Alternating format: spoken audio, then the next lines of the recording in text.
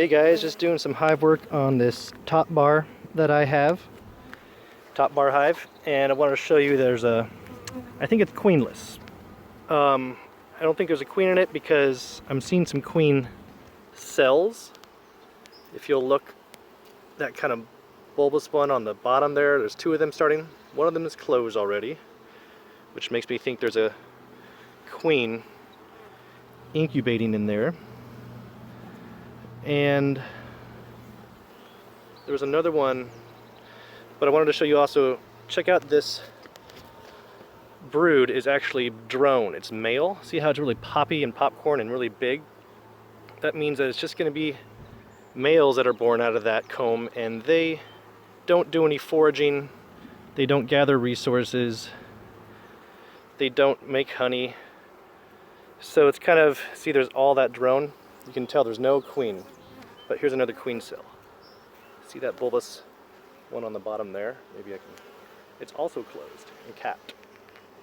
So I'm wondering what I'm gonna do if I want to let them do their thing, or if I want to introduce this new queen that I got.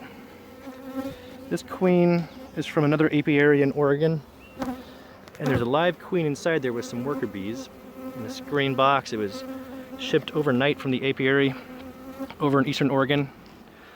So I'll decide what I do after a few minutes, and I'll give you another update. Hey, so I wanted to show you the other top bar hive, which is queen right. As you can tell, I'll show you, this is some brood. You can see it's a lot more flat and uniform, the lane. It's not that popcorn stuff from drones. These are all going to be workers. That's a sign of a strong hive. Looks like there's a lot of brood down there. And what I'm going to do is, in this top bar hives that are free loading bars on the top instead of frames. So they just make comb at this angle. The top bar hive people farming bees over thousands of years have figured out that when you build a hive at this angle, I forgot the exact angle that this is at, but they build mostly off the sides. They still kind of start to anchor it, and that's what I'm doing, is separating it real quick. But as you can see, this is really full, healthy brood. You'd expect to see the queen on this kind of frame. I'm not seeing the queen, but I am seeing signs of the queen, such as full brood, a lot of active bees. So this hive is looking way better than the other one. Alright, check it out. So I came back to the hive that has a bunch of drone brood in it, and I've decided to put the queen in. And this is what it looks like coming in the box delivered. These are just a bunch of kind of nurse bees that were included with the honey, the queen bee. Here's the queen bee in here. I see her moving around. All the workers are trying to get into her, but she's got a cork in there, as you can see, and I'm going to replace that with a candy cork, which is right here in this bag. It's full of sugar, and the bees will eat that out and free them. And also what I'm going to do is give this weak hive some nice new brood from this strong hive, this one that was just over here. And I found a nice brood frame, top bar, with lots of brood ready.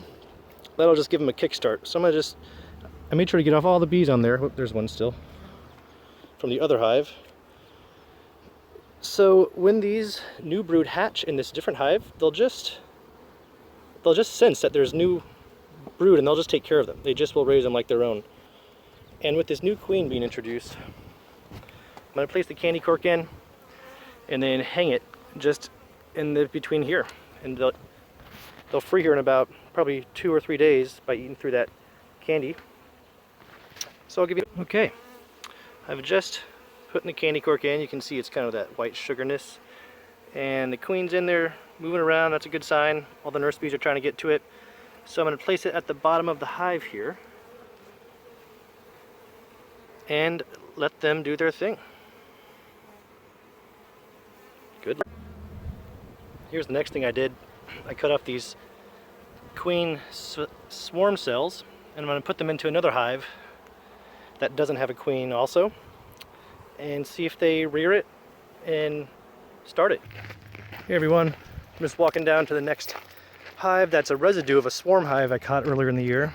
If you'll see that big tree just kind of close to here, is the hive is kind of down there, and I'm just walking there down the path at the Zen Center right next to Rocky Butte. So we'll check in once we get down at that tree hive. Alright, here we are at this tree hive. As you can see, it's up here in the branch where I caught the hive before, and some were left over the next day, so I put this box here and they kind of settled in. I saw one, yeah, there's some flying in and out. That's a good sign. Okay, I'm going to attach this queen cell into here, these 2 queen cells. Hey, check it out everyone. So here's the hive in here, looking really small, just a bunch of random bees that didn't make it to the other swarm, and I just kind of squished on this queen cell. I'm going to do the other one. They're already kind of checking it out. They're probably like, evolutionary instincts are kicking in. They're like, what's that smell? The pheromones of a queen. They're going to rear it. So hopefully it comes out and they can get some laying bees in there, some larvae, and I'll check them in probably 2 weeks. I'm going to put this other one on now. So now we're on to the Langstroth hive, which as you can tell has plastic frames and wooden frames. Langstroth hive is a lot more easier for beekeepers to pull in and out frames and check them, rather than these top bar hives that are those trapezoid shapes, which are more for the bees' comfort. This is more for the beekeepers' efficiency. So I'm going to start checking this and I'll let you know if I find the queen or not. Well, I don't know if you can tell, but after just taking a few frames out, this is the swarm hive that I caught. I put in a box a few months ago. But they're really aggressive. This is a pretty feral type of hive that the queen and the genetics of it is a little bit more feral, so that means it's a bit more aggressive and territorial. And I'm already checking a few hives and see a lot of brood. I did see some swarm cells week, last week, and I wanted to check for those, but those are gone. I put an extra box on to give them more space, and I think that subdued their response to swarm because they have more space. But I don't need to get into this really messy, aggressive hive when I've already seen a lot of brood and those swarm cells are gone. So I'm gonna just put the box back on, put the roof on. The smoker doesn't seem to even be affecting them, and call it a day with that one. Here's the view. There's the chicken coop. And the bees are just coming all after my face. Good thing I have my beekeeper net on. Check out the action on the front porch as I'm just closing up. They're definitely really feisty. So I'm just gonna let the bees be on this hive and get this medium frame in probably 2 months or so. And as you can see, I have a queen excluder on that little gate in there, that metal grate. Lets only the workers through to make comb and honey, but not the queen that lays in the honey. So it keeps the honey separate from the eggs. So all the eggs are down here in the bottom 2 deep hives, and I'll harvest the honey from the medium top hive where there's no brood. Alright, I'm continuing out to this bucket hive out here, which looks like I've actually caught another swarm. I haven't checked this one for about a month. That is pretty exciting. I got more bees to transfer. Check this out. Coming in and out of the entrance. I just tied this bucket up with some beeswax in there, and They've done it. The bees found it. Here at the base of Rocky Butte. You can see over there, that's where the other bees are, kind of the other apiary where I was working at earlier. Ah, here they are now. The lovely worker bees foraging on all this blackberry that's coming through. They could be from that swarm hive I just caught, or just found out I caught in that tree. Or they could be from the little apiary that we got over at this Inn Center here. But bees doing their work non-stop all day. It's a beautiful thing.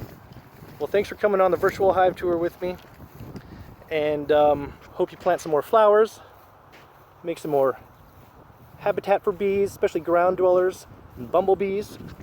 They're the pollinators we need to save. When we say save the bees, honeybees are more like cows and livestock, and we'll always take care of them, but it's the solitary mason bees and leaf cutters and bumblebees that we really should be saving the bees with. So I encourage you all to plant more flowers, make habitat for the bees, and keep learning about the amazing ecosystem we're part of.